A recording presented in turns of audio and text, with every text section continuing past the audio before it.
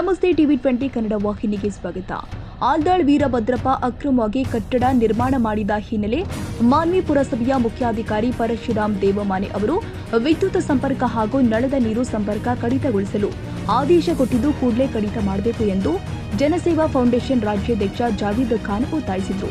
ರಾಯಚೂರು ಜಿಲ್ಲೆಯ ಮಾನ್ವಿ ಪಟ್ಟಣದ ಪ್ರವಾಸಿ ಮಂದಿರದಲ್ಲಿ ಶನಿವಾರ ಸುದ್ದಿಗೋಷ್ಠಿಯಲ್ಲಿ ಮಾತನಾಡಿ, ಸರ್ಕಾರದ ನಿಯಮದ ಪ್ರಕಾರ ಆಲ್ದಾಳ್ ವೀರಭದ್ರಪ್ಪ ಅನುಮತಿ ಪಡೆಯದೆ ರಾಜಕಾರಣಿಗಳ ಪ್ರಭಾವದಿಂದ ಅಕ್ರಮವಾಗಿ ಕಟ್ಟಡ ನಿರ್ಮಾಣ ಮಾಡಿ ಮೊರಾರ್ಜಿ ದೇಸಾಯಿ ಇಂದಿರಾ ಗಾಂಧಿ ವಸತಿ ಶಾಲೆ ಕುಡ್ರಿ ವಿದ್ಯಾರ್ಥಿಗಳನ್ನು ಕೂಡಲೇ ಸ್ಥಳಾಂತರಿಸಬೇಕು ಎಂದು ಆಗ್ರಹಿಸಿದರು. ಆಲ್ದಾಳ್ ವೀರಭದ್ರಪ್ಪ ಅಕ್ರಮವಾಗಿ ಕಟ್ಟಡ ಕಟ್ಟಿದ್ದಾರೆಂದು ಲೋಕಾಯುಕ್ತದಲ್ಲಿ ದೂರು ಸಲ್ಲಿಸಲಾಗಿತ್ತು. ದೂರಿನ ಆಧಾರದ ಮೇಲೆ ಪುರಸಭೆ ಅಧಿಕಾರಿಗಳು ಆದೇಶ ಹೊರಡಿಸಿ ವಿದ್ಯುತ್ ಸಂಪರ್ಕ ಹಾಗೂ ನಳದ ಸಂಪರ್ಕ ಕಡಿತಕ್ಕೆ ಆದೇಶ ಹೊರಡಿಸಿದ್ದು, ಪರಶುರಾಮ್ ದೇವಮಾನೆ ಅವರಿಗೆ ನಮ್ಮ ಸಂಘಟನೆ ವತಿಯಿಂದ ಧನ್ಯವಾದಗಳು ಸಲ್ಲಿಸುತ್ತೀವಿ ಎಂದರು.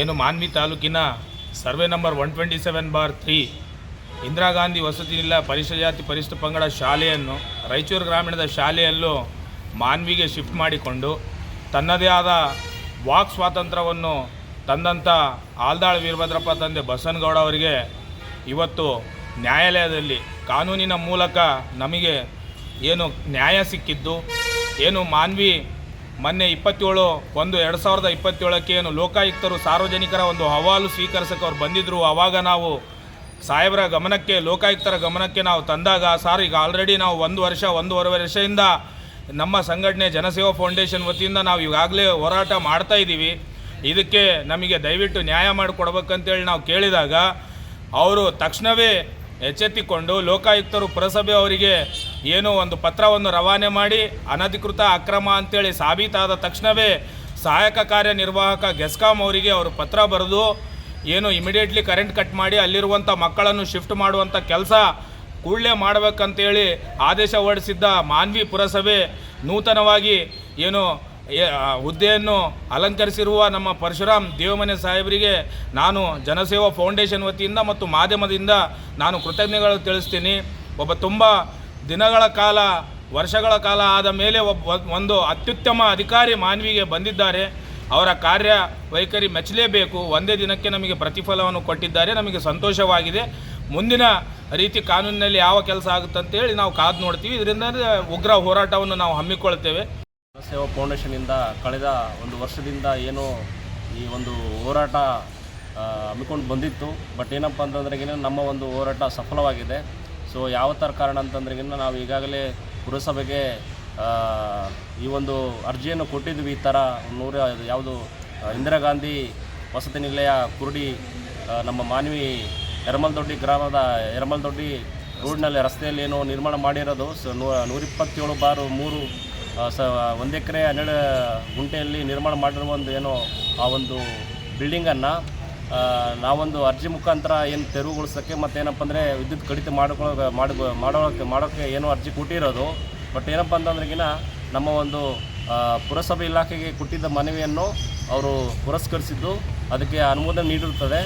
ಈ ಒಂದು ಪುರಸಭೆಯಿಂದ ನಮಗೇನು ಸಿಕ್ಕಿರೋದಂಥ ಪುರಸಭೆಯಿಂದ ನಮ್ಮ ಒಂದು ಯಾವುದು ಜಸ್ಕಾಂ ಇಲಾಖೆಗೆ ಅವರು ವಿದ್ಯುತ್ ಮತ್ತು ನಳದ ನೀರನ್ನು ಕಡಿತಗೊಳಿಸೋಕ್ಕೆ ಅನುಮೋದನೆ ನೀಡಿರುತ್ತಾರೆ.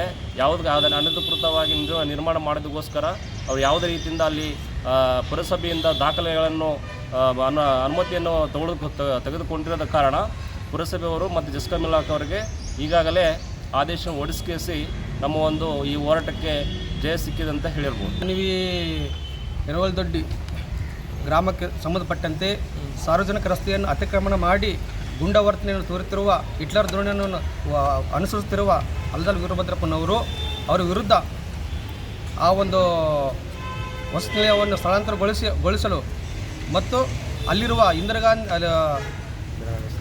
ವಸತಿ ನಿಲಯದಲ್ಲಿ ವಿದ್ಯಾಭ್ಯಾಸ ಮಾಡುತ್ತಿರುವ ಮಕ್ಕಳನ್ನು ಸರ್ಕಾರಿ ಕಟ್ಟಡದಲ್ಲಿ ಸ್ಥಳಾಂತರ ಮಾಡಿ ಅವರಿಗೆ ಒಂದು ಒಳ್ಳೆಯ ಶಿಕ್ಷಣ ನೀಡಲು ಇಲ್ಲಿರುವ ಒಂದು ಕೆಟ್ಟ ವ್ಯವಸ್ಥೆ ವಿರುದ್ಧ ಒಂದು ಹೋರಾಟ ಹಂತವಾಗಿ ಮಾಡುತ್ತಾ ಬಂದಿರ್ತಿರುವ ನಮ್ಮ ಜನಸೇವಾ ಫೌಂಡೇಶನ್ ಜಾವೀದ್ ಖಾನ್ ಅವರಿಗೆ ನಾವು ದಲಿತ ಸೇನೆ ಸದಾ ಬೆಂಬಲವಾಗಿ ನಿಂತಿರುತ್ತೇವೆ.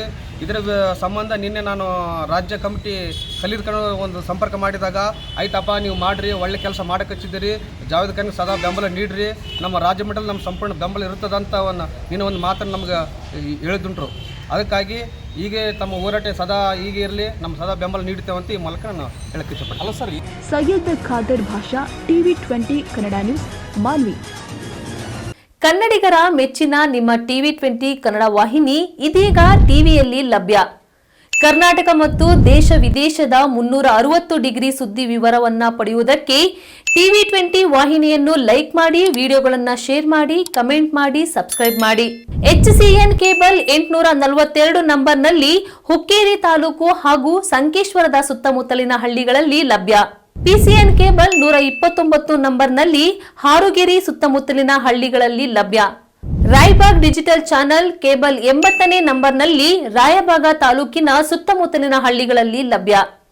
UDCN ಕೇಬಲ್ ನೆಟ್ವರ್ಕ್ ಉಗಾರ ಸುತ್ತಮುತ್ತಲಿನ ಹಳ್ಳಿಗಳಲ್ಲಿ ನಿಮ್ಮ TV20 ಕನ್ನಡ ವಾಹಿನಿಯೂ ಲಭ್ಯ.